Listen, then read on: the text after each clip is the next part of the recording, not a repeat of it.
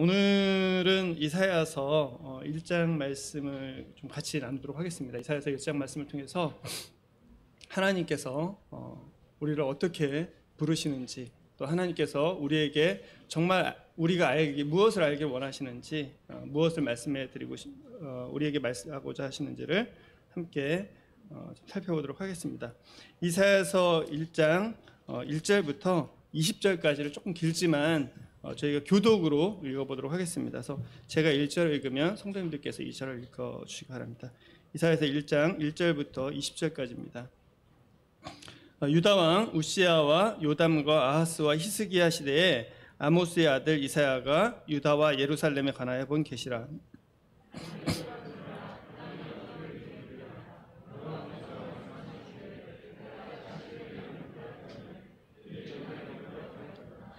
소는 그 임자를 알고 나귀는 그 주인의 구유를 알건만은 이스라엘은 알지 못하고 나의 백성은 깨닫지 못하는도다 하셨도다.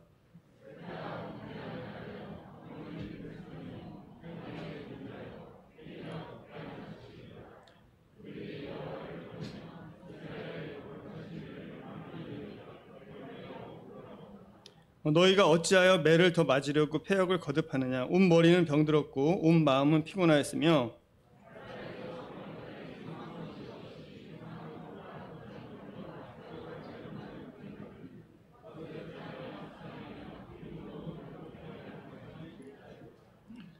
너희의 땅은 황폐하였고 너희의 성읍들은 불에 탔고 너희의 토지는 너희 목전에서 이방인에게 삼켜졌으며 이방인에게 파괴된 같이 황폐하였고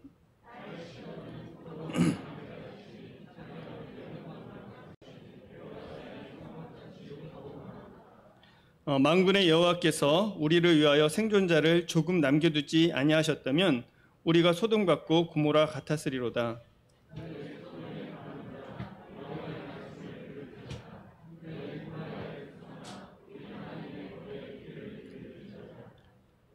여호와께서 말씀하시되 너희의 무수한 재물이 내게 무엇이 유익하뇨. 나는 숫양의 번제와 살찐 짐승의 기름에 배불렀고 나는 수송아지나 어린 양이나 숫염소의 피를 기뻐하지 아니하노라.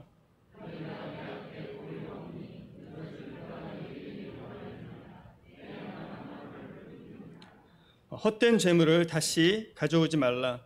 분향은 내가 가증히 여기는 바요. 월삭과 안식일과 대회로 모이는 것도 그러하니 성회와 어울러 악을 행하는 것을 내가 견디지 못하겠노라.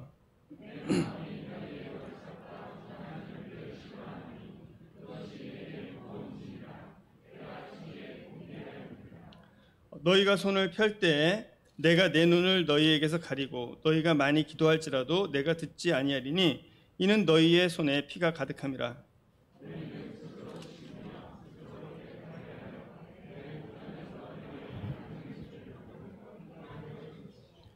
선행을 배우며 정의를 구하며 학대받는 자를 도와주며 고아를 위하여 신원하며 과부를 위하여 변호하라 하셨느니라.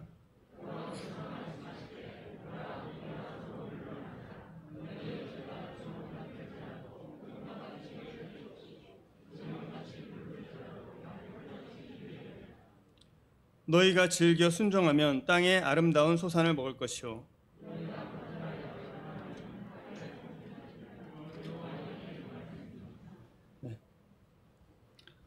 이 말씀은 여기 저희가 1절에 나온 것처럼 유다왕 우시야와 요담과 아하스와 히스기야 시대에 아모스의 아들 이사야가 유다와 예루살렘에 대해서 본 계시이고 또 증거한 말씀입니다.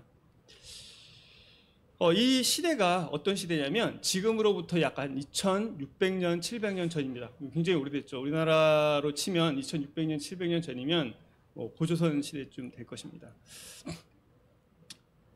그런데 이 시대의 모습이 오늘날 우리랑 굉장히 비슷합니다. 특히 우리나라 사람들은 이 시대를 이해하기가 다른 나라 사람들보다 더 좋을 것 같아요. 이 우시야라는 왕이 739년까지 한 50년 정도 통치를 했었습니다. 그 다음에 이제 요담이라는 왕이 잠깐 통치를 하고요. 그리고 아하스라는 왕이 있었어요. 그러니까 이 아하스라는 왕은 BC 731년부터 716년까지 약 15년을 통치를 했습니다. 그런데 굉장히 약했었습니다. 그러니까 이 왕은 아들을 막 우상한테 제물로도 바치고, 그리고 그 아람이 침공했을 때 하나님께서 그 금하신 이 아수르에게 도움을 청하기도 하고, 심지어는 이 하나님의 성전에 하나님의 그 제단을 치워버리고 아수르 신의 제단을 갖다 놓고 섬겼던 그런 왕입니다. 그러니까 하나님의 백성들이, 그리고 북왕국도 아니고 이 남왕국, 그러니까 하나님을 섬겼던, 북왕국은 송아지 섬기고 막 우상들을 섬겼는데, 이 하나님을 섬기는 사람들이 정말 하나님에 대한 신앙이 열심이고 하나님 말씀을 지키려고 했던 이 유다에서, 그 하나님의 성전에서 이 아수르 신을 섬기는, 이것이 제사장들에게 의해서 공공연하게, 왕에 의해서 공공연하게 일어났던 시대입니다. 결국 이 시대에, 이 아하스 시대에 북왕국은 이 아수르에 의해서 멸망을 당합니다. 북왕국이 없어졌어요. 그래서 유다는 그 위에 바로 아시리아죠. 이 아시리아라는 나라랑 맞닿아 있고, 그리고 이 남쪽으로는 이집트가 있었습니다. 그래서 강대국 사이에 끼어 있었어요. 그리고 이 아하스 이후에 히스기야라는 왕이 되었습니다. 이 보니까 굉장히 어려운, 진짜 나라가 풍전등화 같은 상황이죠. 북왕국 멸망했고, 또 이 선왕은 거의 이 나라를 거덜내 놨고, 경제적으로나 또 이 문화적으로나 또 종교적으로나 어디 하나 제대로 된 것이 없었습니다. 지금 보면 북왕국처럼, 북이스라엘처럼 이 유다도 망할 것이 눈앞에 뻔히 보이던 시기였습니다. 그러니까 뭔가 탈출구가 필요했습니다. 뭔가 이게 정말 바꾸지 않으면 멸망하게 되는 것이 눈에 보이는 그러한 시대였어요. 이 자기네 나라만 어려울 뿐 아니라 이 강대국 사이에 끼어서 언제든지 멸망해도 전혀 이상하지 않은 그러한 시대였습니다. 우리나라도 그렇죠. 우리나라는 똑같이, 우리나라 북왕국이 있고 남왕국이 있지 않습니까? 북한이 있고 남한국이 있고, 그리고 그 뒤에 중국과 또 러시아가 있습니다. 그리고 우리 옆에 일본이라는 나라가 있고요. 북한이 만약에 이렇게 망한다 그러면 우리한테 도움이 될까요? 더 어려울 수 있어요. 왜? 그러면 우리는 국경선을 중국이랑 러시아랑 같이 돼야 됩니다. 그러니까 사람들이 통일이 되면 우리가 군대 안 가도 될까? 이런 얘기를 많이 했었거든요. 어쩌면 통일이 되면 더 많이 인구는 더 줄어들고 더 지켜야 될 것은 많고 더 강한 나라들과 직접 맞닿아 있기 때문에. 사실 우리나라에 대해서 굉장히 자부심을 가져도 되거든요. 왜냐하면 우리나라는 경제적으로나 군사적으로나 이 외교적으로나 어디 하나 문화적으로도 그렇죠. 지금은 전 세계 진짜 10대 강국 안에 들어갑니다. 우리나라가 만약에 유럽 한가운데 있으면 유럽에서도 아주 독일, 프랑스, 영국과 동등한 비슷한 정도의 어떤 강대국이 될 수 있습니다. 북아프리카에 있어도, 그리고 동남아시아에 있었으면 무조건 1등이겠죠. 중남미에 있어도 마찬가지일 겁니다. 근데 불행히도 우리나라는 어디에 있냐면 아시는 것처럼 위에 중국, 러시아, 일본 최강대국이에요. 이 북쪽에 이런 강한 나라들이 있습니다. 그리고 이 나라들이 우리나라에 호의적이냐? 절대 호의적이지 않습니다. 우리 뒤에는 뭐가 있죠? 이 남한 밑에는 태평양이 있죠. 근데 다만 이 태평양에 미국의 항공모함이 있습니다. 그래서 이 아래는 똑같죠. 아래는 우리가 미국과 일본이 약간 동맹국으로 있고, 북쪽에는 러시아와 중국이 있습니다. 그러니까 이 동맹이라는 거는 언제든지 바뀔 수 있는 거예요. 우리가 어떤 나라를 의지해서 우리 나라를 지키겠다? 그건 이해할 수, 이렇게 믿기 어려운 얘기입니다. 우리나라가 스스로가 강하지 않으면 아무도 우리를 보호해주지 않습니다. 그러한 예를 우리는 바로 보고 있죠. 우크라이나 전쟁 이러는데 금방 저희가 끝날 거라고 생각을 했었잖아요. 그런데 굉장히 길어지고 있죠. 처음에는 유럽이 다 도와줄 것 같은데 다들 이렇게 쳐다만 보고 있어요. 물론 여러 가지가 이유가 있죠. 러시아도 한 번에 부리고 싶은데 쉽지 않습니다. 굉장히 이 우크라이나도 굉장히 어려운 상황이죠. 지금 어떻게 될지 몰라요. 또 여론 한 번이면 우크라이나가 좋은 나라가 됐다가 나쁜 나라가 됐다가 이런 것들이 여론에 의해서 그냥 금방금방 좌우가 되죠. 우리나라도 사실 거기에 비해서 그렇게 나은 형편이다라고 말할 수 없는 상황입니다. 자, 우크라이나 전쟁 때문에 사람들은 비상이 걸렸죠. 왜? 우크라이나만 걸린 문제가 아니잖아요. 그래서 유럽도 비상이 났고 우리도 전혀 상관이 없을 것 같은데 우리나라도 물가가 오르죠. 뭐 수출 안 되죠. 굉장히 많은 어려움들이 있습니다. 그래서 사람들이 이 전쟁이 일어나기 전부터 또 일어나고 지금까지 이 문제를 어떻게 해결해야 되나, 이 우크라이나 문제를 어떻게 해결해야 되나라는 이런 고민을 굉장히 많이 합니다. 그리고 저마다 대안들을 막 제시를 하고 있어요. 그렇죠? 사람들마다 수많은 대안들이 있고 수많이 고민을 합니다. 그리고 이거를 어떻게든 다 해결하고 싶어 합니다. 그런데 해결이 되지 않아요. 뭐 어떻게든 결과는 나오겠죠. 그러나 그것이 정말로 모든 사람에게 유익한 그런 해결은 없을 것입니다. 왜일까요? 왜냐하면 이 해결 방안이라는 건 사실은 문제에서 나오거든요. 어떤 문제냐? 이 문제에 따라서 해결이 달라집니다. 여러분, 어떤 사람이 공부를 못해요. 이 사람이 여러 가지 못하는 이유가 있겠죠. 첫 번째, 뭐 공부를 안 해서, 아니면 공부하는 방법을 몰라서, 아니면 공부할 능력이 되지 않아서. 그거에 따라서 결론이 다르게 나타나는 거거든요. 그러니까 원인을 정확하게 모르는데, 예를 들면 공부를 안 하고 있는 친구한테 다른 어떤 그 공부 잘하는 법 아무리 얘기해줘봐야 소용이 없죠. 공부할 능력이 안 되는 친구한테 자꾸 공부하라고 해봐야 그 답이 없죠. 거기에 맞는 어떤 길을 또 가르쳐 줘야 되겠죠. 원인을 정확하게, 문제를 정확하게 파악하지 못하면 결과는 결코 정확하게 나올 수가 없습니다. 지금 이 우크라이나 문제만이 아니라 모든 문제들이 그래요. 정확하게 문제를 파악하지 않으면 정확한 결론을 낼 수가 없습니다. 이러한 전쟁의 원인이 뭘까요? 우크라이나가 잘못해서, 러시아가 잘못해서, 국제정세가 잘못해서, 정말 이 문제가 뭘까요? 이 우크라이나만이 아니고요. 이 전쟁의 문제가 뭘까요? 이 사회에서 일어나는 이 수많은 문제들이 원인이 뭘까요? 지금 내게 일어나는 많은 문제들의 원인의 근본은 도대체 무엇일까요? 시스템의 문제입니까? 환경의 문제입니까? 도대체 무엇이 문제일까요? 이 문제를 정확하게 우리가 짚어내야만 우리는 정확한 결과를, 그리고 정확한 해결법을 알 수 있습니다. 저는 단언컨대 그 문제는, 이 모든 문제의 근원은 죄입니다. 이 전쟁의 배후에 뭐가 있을까요? 많은 이유와 배가 있겠죠. 그렇지만 탐욕이 있어요. 그리고 이기심이 있습니다. 여러분, 그 미사일이 떨어지고 있잖아요. 근데 거기 지키는 군인이 내 아들이라고 생각하면 거기다 미사일을 쏠 수 있을까요? 내 사랑하는 어머니가 있는 집으로 제가 그 미사일을 날려보낼 수 있을까요? 왜 우리는 그곳에서 미사일을 날려보내고 총을 쏠 수 있을까요? 이기심입니다. 그리고 왜 그런 일들이 벌어질까요? 결국은 인간의 탐욕이 있습니다. 그리고 그 안에 벌어지는 수많은 이런 부도덕함들, 음란함들, 이런 것들이 다 있습니다. 만일 사람들이 정말로 이타적이고요, 정말로 탐욕이 없고 정말로 서로 사랑한다면 여러분, 전쟁이 일어날까요? 결코 일어날 수 없습니다. 먹을 게 부족해서요? 아니요. 지금 식량은요, 전 세계 모든 사람이 충분히 먹고 날 만한 식량이 있습니다. 왜 그런데 식량이 부족할까요? 그 식량을 돈으로 생각하기 때문입니다. 그리고 그 식량이 돈보다 지금 이 옥수수가 가격이 많이 오르거든요. 왜 오르는지 아십니까? 옥수수 가격이 오르는 이유는 옥수수가 정말 부족해서가 아니라 옥수수가 동물 사료로 쓰여요. 또 옥수수가 이 기름으로도 쓰입니다.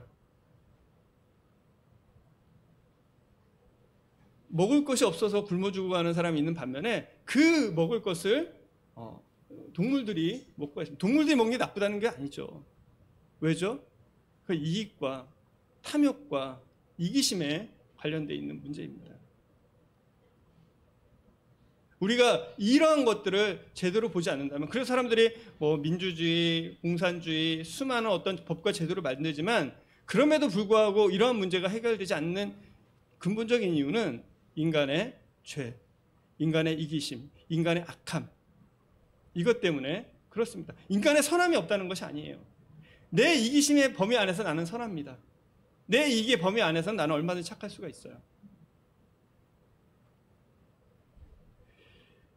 이스라엘은 당시 수많은 문제를, 이 유다는요, 수많은 문제들을 안고 있었습니다. 그리고 이 문제를 해결하려고 하지 않았을까요? 이 유다에는 똑똑하거나 이런 사람들이 없었을까요? 나라를 생각하는 사람들이 없었을까요? 아니요.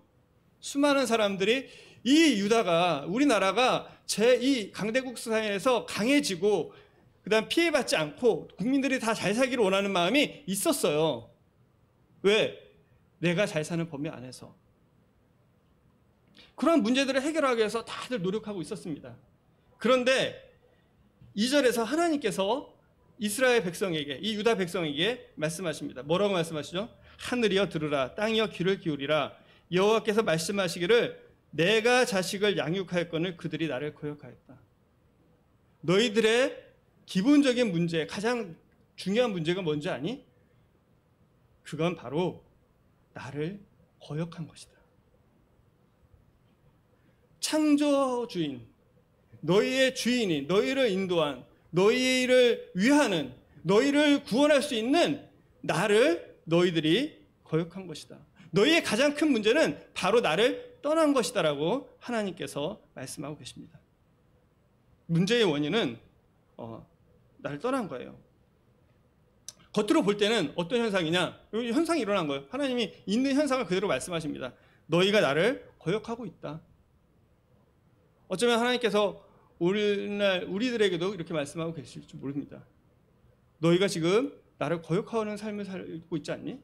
나를 따르고 있는 삶, 나를 따르고 있지 않은, 하나님을 따르고 있지 않은 삶이 하나님을 거역하는 삶이잖아요. 그렇죠? 뭐 우리가 하나님을 꼭 대적해, 이게 아닙니다. 하나님을 따르지 않는, 하나님 말씀대로 살지 않는 삶이 하나님을 거역하는 삶입니다. 그런 현상을 하나님께서 말씀하세요. 너희들이 지금 나를 거역하고 있다. 그 원인이 뭐냐? 소는 그 임자를 알고 나귀는 그 주인의 구유를 알건만은 이스라엘은 알지 못하고 나의 백성은 깨닫지 못하는도다. 소도 주인을 안다. 나귀도 그 주인의 구유를 안다. 그런데 이스라엘은 깨닫지 못하고 나의 백성은 깨닫지 못한다. 알지 못하고 깨닫지 못한다. 너희들의 주인이 누구인지 모른다.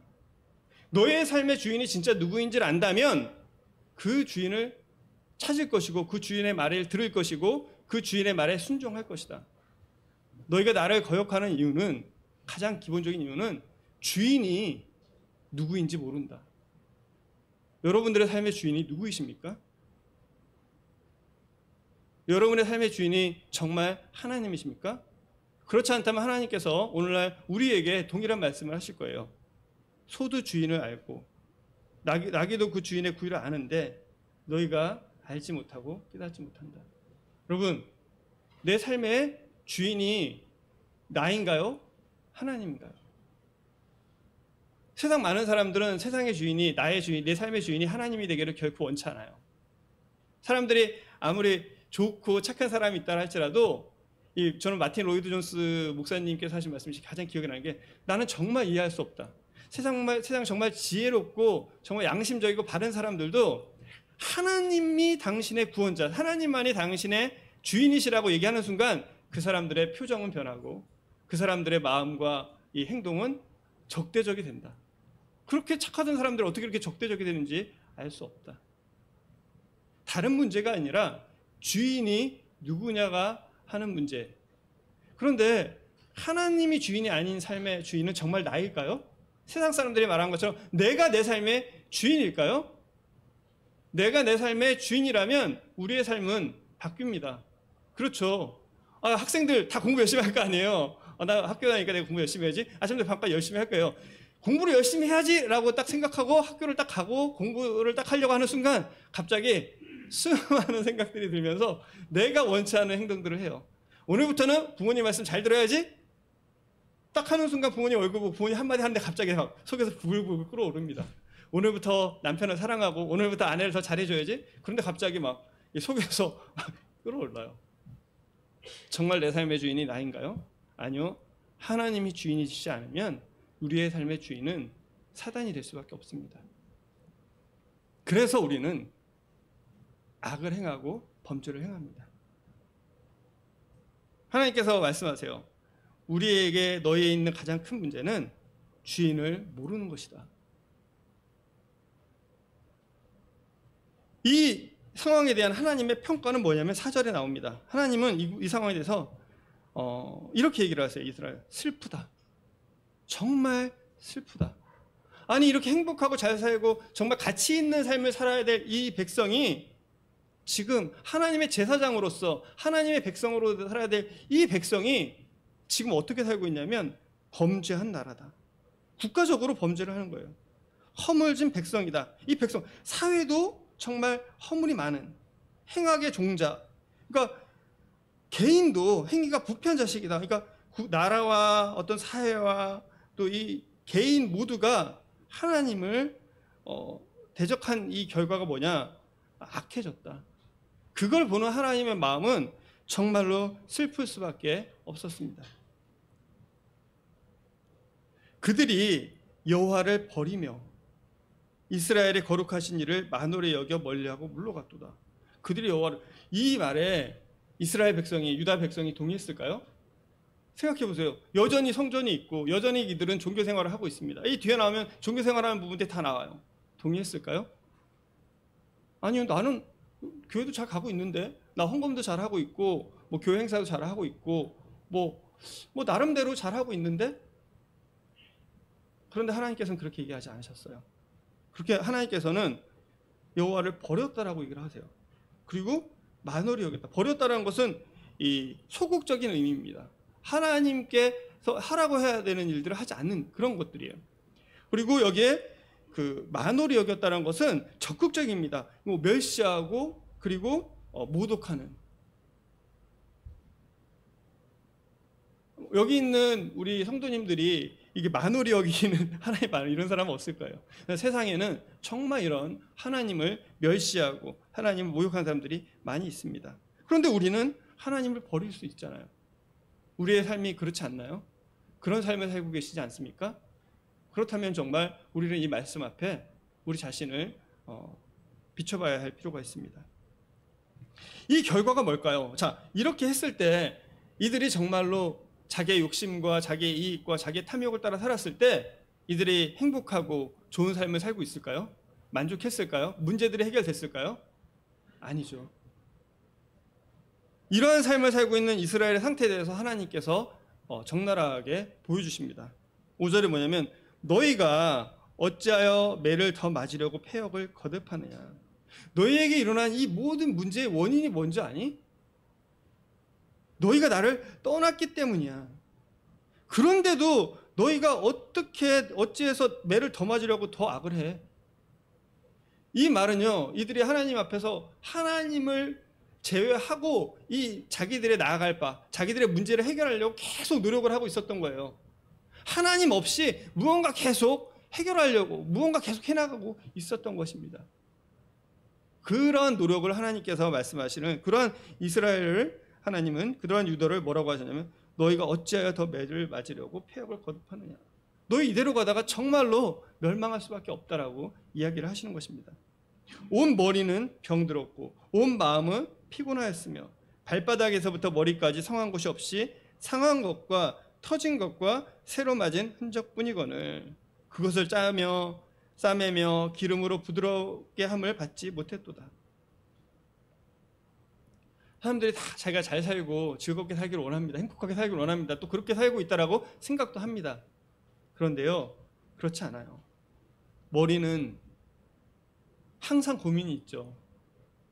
아니 진짜 어디에 이 문제만 해결이 될 것 같으면 그 고민이 다 사라질 것 같은데요. 그 문제가 해결이 됐는데도 또 다른 고민이 나를 계속해서 내 머릿속을 어지럽힙니다. 마음은 피곤하죠. 안식이 없어요. 그래서 이 마음이 피곤하니까 괴로우니까 그래서 사람들이 자꾸 향락을 쫓고 탐욕을 듣고 술을 먹고 뭔가 막 해보고 취미생활하고 이 다른 곳에서부터 왜 그냥 있어서 이 내면에서부터 평안과 기쁨이 오면 사람들이 사실 이 막 즐기러 다닐 필요가 없어요. 근데 왜 사람들이 그렇게 막 즐기러 다니고 이 중독이 되고 하는 그 근본적인 이유는 이 마음에 평안과 쉼이 없기 때문입니다. 하나님께서 그러한 사람에 대해서, 그러한 나라에 대해서 이렇게 얘기를 하세요. 7절에 너희의 땅은 황폐하였고. 자, 개인은 마음이 머리도 아프고 마음도 피곤하고 상한 거 이런 것들 계속 있어요. 근데 부드럽게 함을 받지 못하는 거서 스스로 뭔가 하지 않으면 위로받을 수 없고 평안을 가져올 수 없기 때문에 자꾸 뭔가를 해요. 사회도 그렇습니다. 너희의 땅은 황폐하였고 너희의 성읍들은 불에 탔고 너희의 토지는 너희 목전에서 이방인에게 삼켜졌으며 이방인에게 파괴된 같이 황폐하였고. 여러분, 우크라이나만 지금 문제가 있는 게 아니죠. 우리 사회가 굉장히 좋은 사회죠. 그렇죠? 굉장히 좋은 사회고 정말 부하고 강한 진짜 발전된 나라를 살고 있습니다. 그런데 우리 이 사회에 얼마나 많은 문제가 있어요. 여러분, 신문을 조금만 보시면, 인터넷만 조금 보시면, 뉴스를 조금만 보시면 정말 말할 수 없는 악들이, 말할 수 없는 것들에서 고통받는 일들이 있습니다. 정말 하나님께서 여기 있는 우리를 정말 보호하셔서 우리가 그런 일을 겪지 않고, 하나님의 은혜 가운데 사실 우리가 진짜 안정하고 이렇게 예배 자리에 나와서 또 이 말씀의 자리에 나와서 이 모임의 자리에 나와서 함께 할 수 있는 거예요. 정말로 악이 가득한 시대입니다. 정말로 문제가 많은 것입니다. 개인적으로나 사회적으로나 국가적으로나 하나님을 떠난 이 결과는 정말로 어려운 것들입니다. 이제 이 사람들이, 이스라엘 백성이 그래도 나는 잘 살아가고 있어, 어떻게든 지금 우리나라가 유지되고 있잖아, 이렇게 유지되고 있는 건 우리가 노력했기 때문이야. 내 삶이 지금 이렇게 유지되는 건 또 나는 나의 삶을 유지하기 위해서 열심히 노력하고 있고 뭔가 계속 하고 있어. 그런데 그러한 이스라엘에게 하나님 말씀하신다. 8절, 딸 시온은 포도원의 망대같이 참외밭의 원두막같이 에워싸인 성읍같이 겨우 남았다. 겨우 살아남았다. 만군의 여호와께서 우리를 위하여 생존자를 조금 남겨두지 않으셨다면 우리가 소돔 같고 고모라 같았으리로다. 많은 사람들이, 많은 세계 국가들이 우리나라를 보면 정말 신기합니다. 두 가지가 신기하더라고요. 첫 번째는 어떻게 그렇게 빠른 시간에 이 잿더미에서부터 이렇게 선진된 국가가 될 수 있었는지, 잘 살 수 있는지, 강한 나라가 됐는지. 두 번째는 어떻게 그렇게 북한이랑 휴전 상태에 있으면서 전쟁이 일어나지 않는지. 몇십 년 동안 계속 전쟁이 일어날 것 같고 일어날 것 같은데 안 일어나요. 그래서 너무 그러다 보니까 우리의 마음이 너무 둔해졌어요. 그래서 이제는 뭐 북한에서 미사일 쏜다 그래도 여기 계신 분들 대다수는 쫄지도 않아요. 두려워하지 않습니다. 우크라이나에서 전쟁 났어. 그건 러시아에게 우리나라 전쟁 나겠어? 근데 저는 정말 그렇게 믿어요. 우리나라가 이렇게 잘 살 수 있게 되고 또 지금까지 보존되는 이유는 하나님께서 우리나라를 은혜롭게 보시고 불쌍히 여기셔서 정말 긍휼을 베푸셨고 전쟁 다 막으시는 것 같아요. 정말로요. 어떻게 이렇게 생각해 보십시오. 저 우크라이나 전쟁 나고 전 세계 곳곳에 전쟁이 나는데 우리나라가 어떻게 전쟁이 안 날 수 있겠어요? 하나님께서 정말 보호하시지 않으셨다면 저는 이 땅에 정말 많은 성도님들의 기도와 그리고 하나님을 향한 헌신과 많은 사람들의 그 복음 전하라가는 그런 것들이 정말 하나님께서 베푸신 은혜이고 하나님이 또 우한 우리를 지키시는 이유라고 생각을 합니다. 우리는 스스로 잘 살고 있다고 생각하지만 하나님께서 겨우 우리를 이렇게 남겨두지 않았으면 지금 우리는 이렇게 살 수 없는 것입니다. 언제든지 전쟁이 나고 멸망당해도 이상하지 않은 것이 우리나라 대한민국의 현실인 것입니다. 그리고 우리 개인의 현실이에요. 나라만이 아니죠. 여기 계신 모든 분들이 정말 물론 열심히 노력하고 뭐 잘했기 때문에 다 이 자리에 계신가요? 저는 결코 그렇게 믿지 않습니다.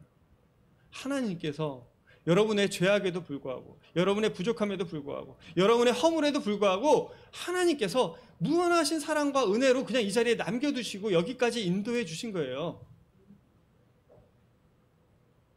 그런데도 여전히 내가 잘한 것 같고 내가 주인으로 살고 있다라고 생각한다면 오늘 하나님께서 하신 이 말씀에 귀를 기울이셔야 될 필요가 있습니다.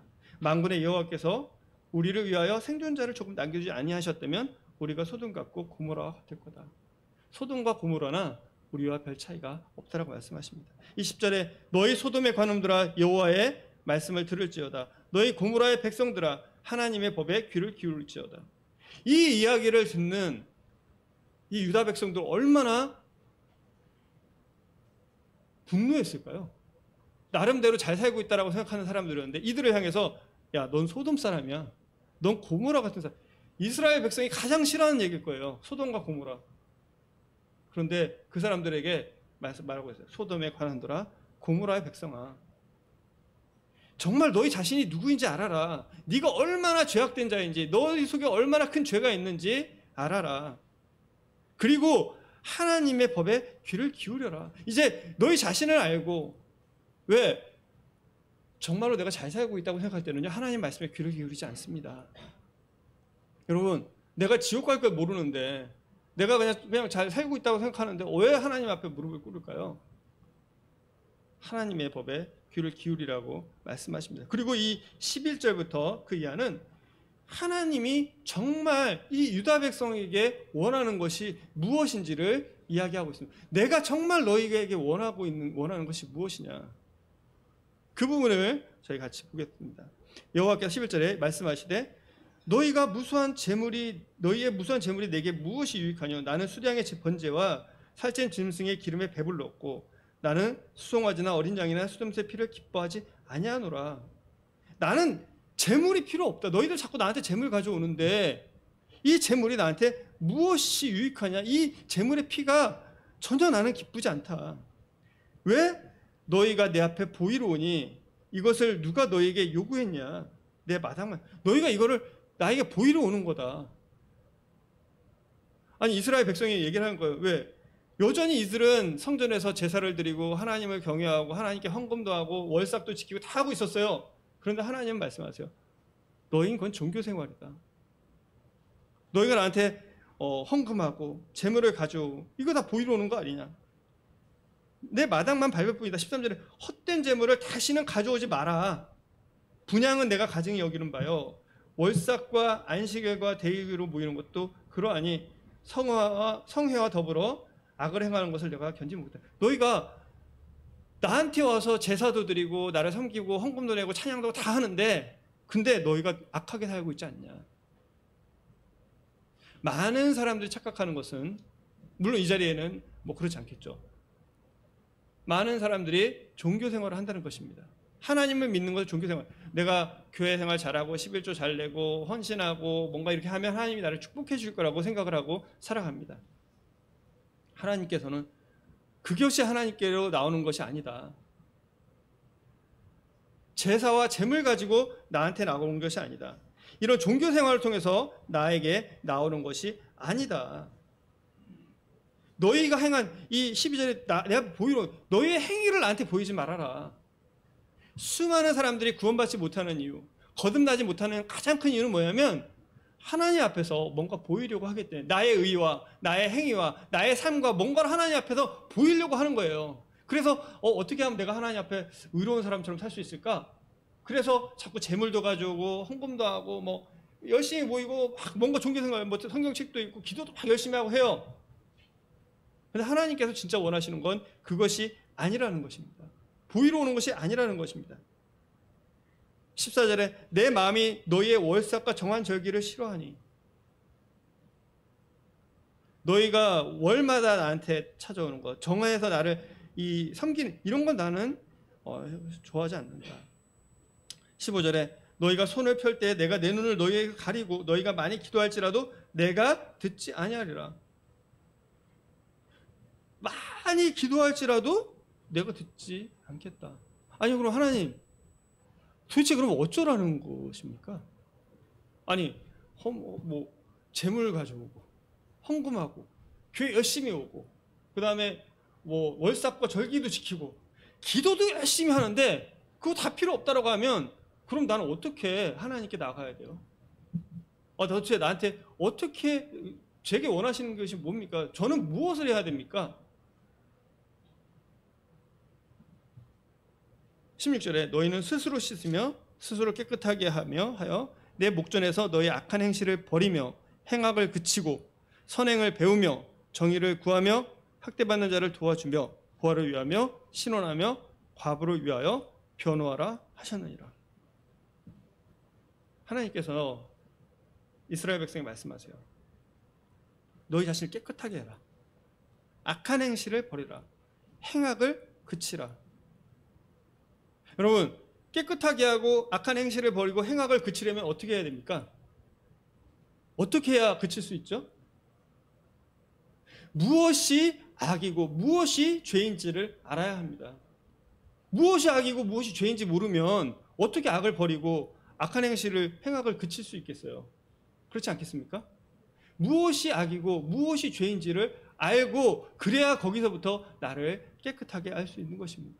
죄가 무엇인지를 알아야 합니다. 하나님께 나아가기 위해서는 하나님을 정말 주인으로 섬기는 삶의 가장 첫 번째 단추는 죄가 무엇인지 알아야 됩니다. 악이 무엇인지 알아야 합니다. 그래야 그 악에서부터 이 죄가 뭔지 모르면요, 죄를 지면서도요 사람들이 두려워하지 않아요.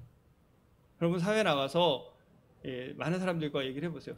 저는 정말 죄라고 생각하는 것들이, 저는 정말 음란하고 아까 이게 죄라고 생각하기 때문에 그런 생각이 들고 그런 행위를 할 때 정말 저는 괴롭거든요.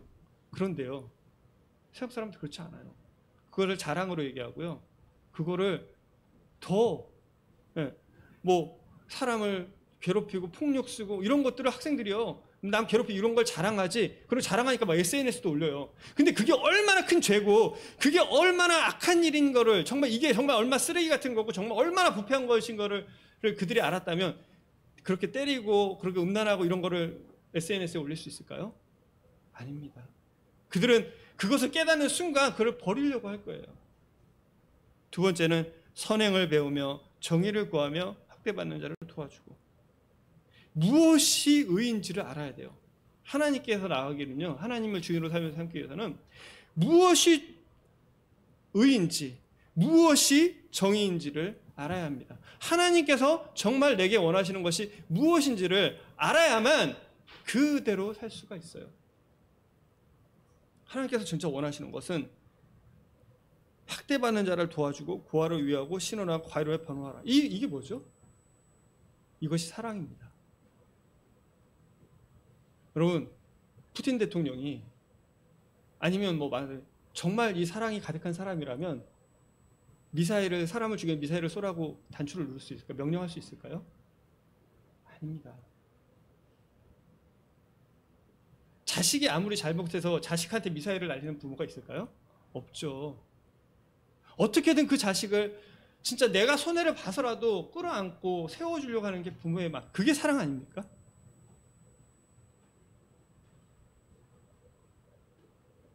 이것이 무엇이 악이고 무엇이 의인지를 알아야 되고 그 의 가운데서 그래야 그 의를 행할 수가 있는 것입니다. 그런데 이 18절부터 20절까지 정말 은혜로운 하나님의 말씀이 증거되고 있습니다. 여호와께서 말씀하시되, 자, 이제 무엇이 악이고 무엇이 의인지, 그리고 이 악을 버리고 의를 행하라고 말씀하시면서 이 18절부터 20절까지 하나님께서 이스라엘 백성에게 이렇게 말씀을 선포하십니다. 여호와께서 말씀하시되, 오라 우리가 서로 변론하자, 얘기해보자. 너희의 죄가 주홍 같을지라도 눈과 같이 희어질 것이요 진홍같이 붉을지라도 양털같이 희게 되리라. 여호와께서 말씀하셨습니다. 하나님께 말씀하세요. 우리 진짜 얘기해보자. 진짜 내가 너희에게 하고 싶은 말이 있다. 내가 너희 이스라엘 백성에게 정말 하고 싶은 이야기가 있다. 이 이야기, 이 말씀은 사실 이사야서 전체의 주제이기도 합니다. 뭐냐? 오라 우리가 서로 변론하자. 너희의 죄가 주홍 같을지라도 눈과 같이 희어질 것이고 진홍같이 붉을지라도 양털같이 희게 될 것이다. 하나님께서는 구원자이십니다. 하나님께서는 우리를 회복시키시는 하나님이십니다. 하나님께서는 우리를 변화시키시는 하나님이십니다. 하나님께서는 우리의 모든 죄를 다 감당하실 수 있는 분이십니다. 우리를 악에서 깨끗하게 하시고 우리의 죄를 버리게 하시면서 우리의 행악을 그치게 하시고 우리로 정의를 행할 수 있게, 우리로 선행을 행할 수 있게 하시는 하나님이신 것입니다. 그 하나님께서 처음으로 우리에게 주시는 회복은 뭐냐면 너희 죄가 준홍 같을지라도 눈과 같이 희어질 것이다. 우리의 죄를 도말하시겠다. 우리를 대속해 하시겠다라는 말씀을 하고 계세요. 저기 이 구절에 나온 말씀만 보시면 굉장히 쉬운 말 같아요. 내가 너희 죄 다 용서해 줄게. 굉장히 쉬운 말씀 같죠. 이사야서 53장 보시겠습니다. 우리의 전한 거 53장 1절 뭐 잘 아시겠지만 우리가 전한 것을 누가 믿었느냐? 여호와의 팔이 누구에게 나타났느냐? 그는 주 앞에서 자라나기를 연한 순 같고 마른 땅에서 나온 뿌리 같아서 고운 모양도 없고 풍채가 없은즉 우리의 보기에 흠모할 만한 것이 아무것도 없었다. 내가 너에게 메시아를 보여줄 텐데 그 메시아는 어떤 메시아냐? 정말로 흠모할 만한 것이 아무것도 없는 그런 메시아다. 그런데 그는 멸시를 받아서 사람들에게 버림받았고 강고를 많이 겪었으며 질고를 아는 자다. 마치 사람들에게 그 얼굴을 가려는 것 같아서 멸시를 당하였고 우리도 그를 귀히 여기지 않았다. 그는 실로 우리의 질고를 지고 우리의 슬픔을 당하였거늘 우리는 생각하기를 그는 징벌을 받아서 하나님께 받으며 고난을 당한다 하였노라. 그가 찔림은 우리의 허물을 인하며 그가 사망은 우리의 죄악 때문이다.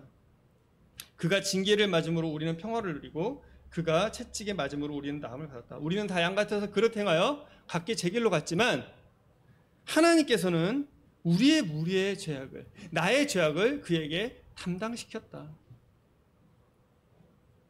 나 만군의 여호와, 너희를 창조한 여호와, 이 세상을 만들고 너희를 내 자녀로 여기는 여호와가 말하는데 내가 너희의 모든 죄악을 도말할 거야. 메시아를 보내서 그 메시아에게 너희의 죄악을 다 담당하게 할 거야. 그러니까 이제 우리 같이 얘기하자. 하나님께서 이 앞까지 계속 말씀하신 이유가 뭘까요? 이스라엘을 멸하시기 위해서, 진멸하고 너희 필요 없어, 너희를 내치기 위해서? 아닙니다. 회복시키시기 위해서. 정말 그 사랑하는 이 자녀인 이 유다 백성들을 회복시키기 위해서 하나님 그렇게 말씀하시는 것입니다. 이제 와라. 내가 너희를 회복시킬게. 너희 죄가 지금 다 너희 어제까지의 너희 삶이 어떻다 할지라도 오늘 나에게 나오면 내가 너를 회복시킬 거야. 내가 너의 구속자를 보내고 대속자를 보냈어. 내가 너희를 회복시키겠다. 이 말씀 믿으십니까? 이 말씀이 받아들여지세요? 이 하나님을 만나셨습니까? 이제 19절에 말씀하세요. 너희가 즐겨 순종하면 땅의 아름다운 소산을 먹을 것이요. 여러분, 순종이라는 게 뭐죠? 주인이 바뀐 삶입니다. 이제 하나님은 이스라엘 백성에게 선택하라고 말씀하세요. 너희가 즐겨 순종할 것이냐? 아니면 너희가 거절하여 배반의 칼에 배반할 것이냐? 이 둘 중에 선택하라고 말씀해요. 하나님 강요하지 않으세요. 이스라엘 백성에게 무조건 돌이키라고 얘기하시는 분이 아니세요. 선택하게 하십니다. 너희가 즐겨 순종하면 너희가 여지껏 너희 스스로를 주인으로 나를 버리고 떠나서 살았던 너희가 다시 내게 돌아와서 나를 하나님으로 너희 삶의 주인으로 여기고 너희가 즐겨 순종하면 땅의 아름다운 소산을 먹을 것이다. 즐겨 순종하면. 전 여기에 신앙의 비밀이 있다고 생각이 들어요. 인간은 남에게 순종하거나 복종하고 싶어 하지 않습니다. 인간은 목이 곧습니다. 내 생각과 내 뜻대로 다른 사람들이 움직이는 것을 원하지 다른 사람들의 뜻에 의해서 내가 움직이기를 원하지 않습니다. 내가 이걸 해야지, 공부해야지 하는 순간 하는데 갑자기 누군가 너 공부해야지 그러면 공부하고 싶은 마음이 싹 사라집니다. 참 이상하죠. 뭔가 이게 해야지 하는데 갑자기 누군가 그 얘기를 딱 하는 순간 그 일이 하기 싫어져요. 그런데 신앙은 무엇입니까? 하나님께서 우리에게 요구하시는 건 정말 절대자로서, 왕으로서, 그냥 통치자로서, 이 보스로서, 주인으로서 그냥 너 이거 해! 이게 아니에요. 하나님이 우리에게 원하시는 건 뭐냐면요, 사랑의 관계입니다. 주인인데 내가 주인을 너무 사랑해요. 왕인데 내가 너무 왕을 사랑해요. 통치자인데 내가 그 통치자를 너무 사랑합니다. 내 보스인데 내가 보스가 너무 좋아요. 그럴 때 우리는 즐겨 사랑합니다. 일반 회사에서도요, 이제는 많이 바뀌었어요. 옛날에는 이 명령하는 걸 잘 따르게 하기 위해서 얼마나 고민했거든요. 뭐, 그리고 강압적인 뭐 여러 가지 했는데, 이제는 팀 분위기가 좋아서 도와요. 회사 분위기. 그러니까 즐겨 순종, 회사에서도 이제는 강압적이 아니라 회사에서도 이제 원하는 게 이 성경과 같아지는 거예요. 즐겨 순종하도록. 왜? 그럴 때 효과가 잘 나잖아요. 그런데 정말로 이 하나님께서 우리에게 주시는 건 뭐야? 즐겨 순종하는 거예요. 우리가 하나님의 마음을 진짜 알잖아요. 하나님의 뜻을 정말 알게 되잖아요. 정말 하나님의 그 은혜를 알잖아요. 하나님의 마음, 하나님이 우리를 얼마나 사랑하시고 우리에게 어떤 걸 주기를 원하시고 우리를 어떻게 사랑하시는 하나님을 알게 된다면 우리는 즐겨 순종합니다. 여러분들이 하나님께 순종하고 있지 못한다면 그것은 어쩌면 여러분들이 하나님과의 관계가 멀어져 있기 때문입니다. 구원받지 않아서, 하나님을 몰라서 그럴 수 있죠, 첫 번째. 그리고 구원받고도 그렇다면 그럼 우리가 하나님과 관계가 단절되어 있는 거예요. 우리 이사야에서 나온 것처럼 오직 우리의 죄가 우리와 하나님 사이를 갈라놓고, 이 죄가 하나님과 우리를 갈라놓기 때문에 우리로 즐거이 하나님께 순종하지 못하게 하는 것입니다. 우리가 하나님을 알 때, 하나님과 가까이 갈 때 우리는 즐겁게 하나님께 순종할 수, 그 능력은요, 아니 이스라엘 사람들도 지금도 유대인들은, 지금도 바리새인들은, 이 사람들은요 정의를 행하려고 하고 과부하고 고아를 다 도와줘요. 그렇죠. 그런데 하나님을 알고 즐겨하는 것은 아닙니다. 우리가 하나님께서 정말 우리 가운데 역사하실 때 우리는 정말로 가난한 사람을 도와주고 고아를 신원해 줄 수 있고, 그리고 하나님의 말씀에 즐겁게 순종할 수 있습니다. 이사야서 43장 11절에 이렇게 말씀해요. 나는 여호와라, 나 외에 구원자가 없다.